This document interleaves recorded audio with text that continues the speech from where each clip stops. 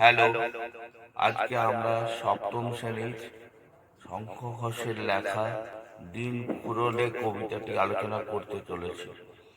প্রথমে আমরা কবি সম্বন্ধে কিছু কথা জেনে নিই। আধুনিক যুগের বিশিষ্ট কবি, প্রাবন্ধিক ও অধ্যাপক শঙ্খ ঘোষ 1932 খ্রিস্টাব্দের 6 ফেব্রুয়ারি অধুনা বাংলাদেশের অন্তর্গত চাঁদপুরে জন্মগ্রহণ করেন। পিতা মনীন্দ্র কুমার ঘোষ এবং মাতা অমলাবালা দেবী। প্রেসিডেন্সি কলেজ থেকে 1951-তে বিএ পাস করার পর 1954 খ্রিস্টাব্দে কলকাতা বিশ্ববিদ্যালয় থেকে বাংলা ভাষা ও সাহিত্যে এমএ পাস করেন।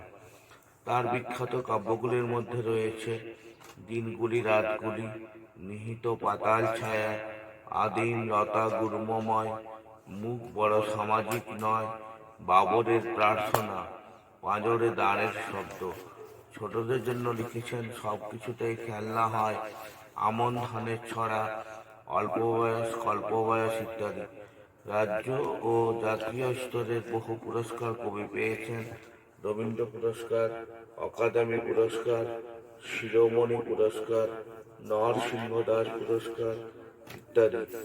দেশিকোত্তম উপাধি পেয়েছেন বিশ্বভারতী বিশ্ববিদ্যালয় থেকে। 2011 খ্রিস্টাব্দে পেয়েছেন পদ্মভূষণ পুরস্কার এবং সাহিত্যে অবদানের জন্য 52তম জ্ঞানপীঠ পুরস্কার পেয়েছেন 2016 খ্রিস্টাব্দে। 14 এপ্রিল 2021 কবি করোনায় আক্রান্ত হন। বাড়িতেই চলে তার চিকিৎসা, কিন্তু শেষ রক্ষা হয়নি। অসুস্থতার সঙ্গে লড়াই করতে করতে কবি 21 এপ্রিল 2021 চিরঘুমের দেশে চলে যান। কবিতাটির উৎস দিন ফুরোলে। কবিতাটির নাম দিয়েছিলেন দিন ফুরোলো। কবিতাটি সব কিছুতেই খেলনা হয় কাব্য থেকে নেওয়া। পাঠ্যাংশে কবিতাটির নাম বদলে রাখা হয়েছে দিন ফুরালে। এখন আমরা কিছু শব্দের অর্থ জেনে নেব। সূর্যি, সূর্য, দুচ্ছায়, দূরছায় বা অবজ্ঞা ও বিরক্তি সূচক ধ্বনি। এক্ষুনি, এখনই, ঈশ্বর, ভগবান, দৃশ্যে, পটে আঁকা ছবিতে। মুচ্ছ, মূর্ছা বা চৈতন্যলোপ বা জ্ঞান হারানো। গুচ্ছে, গোছাতে বা আঁটিতে। আঁধার, অন্ধকার। ঠ্যাং, পা। কুৎসিত, কুৎসিত বা বিশ্রী। ধুচ্ছি, ধুয়ে দিচ্ছি। এখন আমরা মূল কবিতায় চলে যাব। সূর্যি নাকি সত্যি নিজের ইচ্ছে, ডুব দিয়েছে সন্ধে হলো দুচ্ছায়। তাহলে কবি বলছেন সূর্যি বা সূর্য যখন আকাশে প্রতীয়মান অবস্থায় থাকেন তখন চারিদিকে আলো আর আলো। সেই আলোতে আমরা সত্যি মোহিত হয়ে যাই এবং আমাদের মনও ভালো থাকে। কিন্তু সন্ধ্যেবেলা কি হয়? সূর্য কেন অস্ত চলে যায়? কিন্তু সে অস্ত যাওয়াটা কি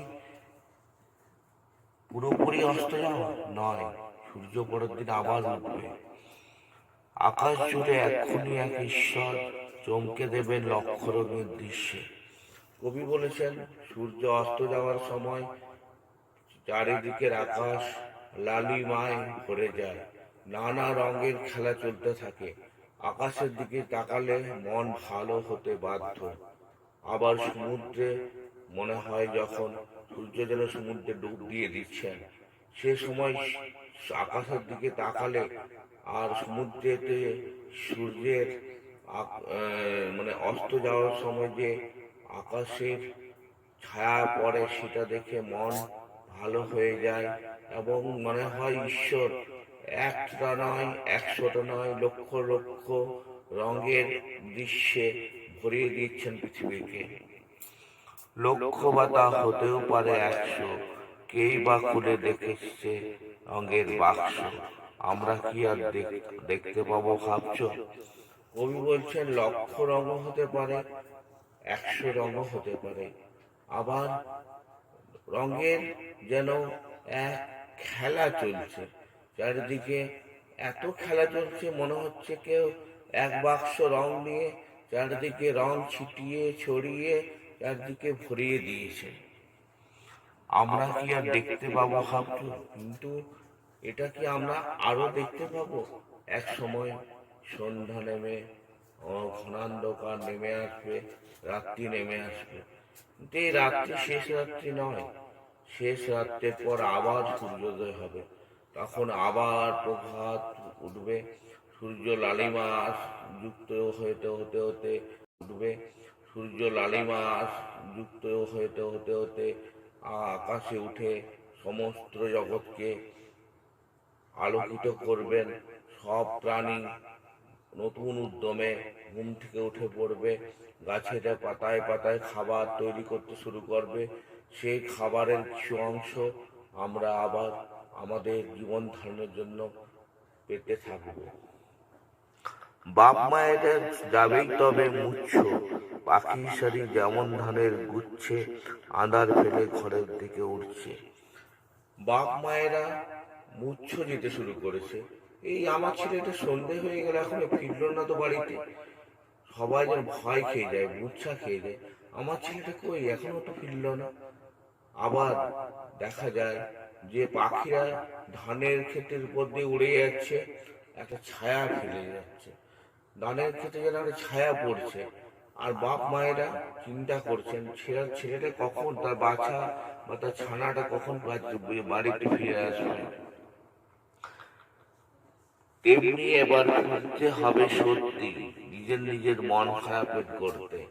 আবার সূর্য যখন অস্ত চলে যান তখন সবাইকে ডিপ্রেশনে ফেলে দেন, সবাই মন খারাপ হয়। কারণ আমরা জানি সূর্যের আলো আমাদের মন ভালো করে রাখে, কিন্তু সূর্য অস্ত যাওয়ার পর আমাদের মন কিছুটা হলেও খারাপ হয়ে যায়।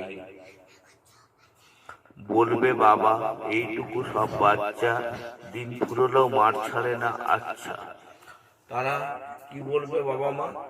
ছেলেগুলো আচ্ছা তো দিন ফুরিয়ে গেছে, সন্ধে হয়ে গেছে, অন্ধকার নেমে গেছে, তবু ছেলেগুলো বাড়িতে ফিরে আসছে না কেন? কেন এমনি করছো বাবা? তাড়াতাড়ি বাড়িতে ফিরে আসবে সন্ধে হয়ে গেলে।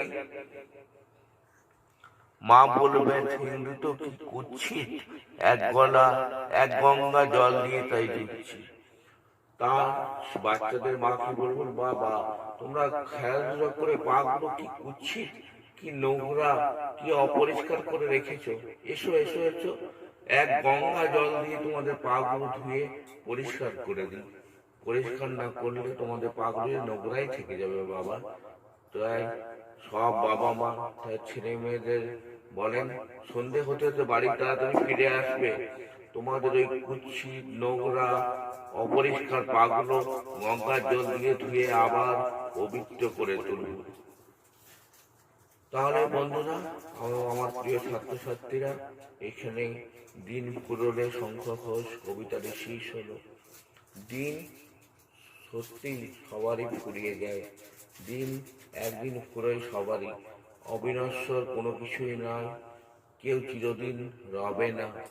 একদিন এই সৌরজগৎ হয়তো ধ্বংস হয়ে যাবে, কিন্তু দিন ফুরোবার আগে সূর্য যখন অস্ত যান তখন আমরা অবশ্যই প্রত্যাশা করি পরের দিন সূর্য দেবতা আবার উঠবেন এবং এই পৃথিবীকে ভরিয়ে দেবেন আলোর বন্যায়।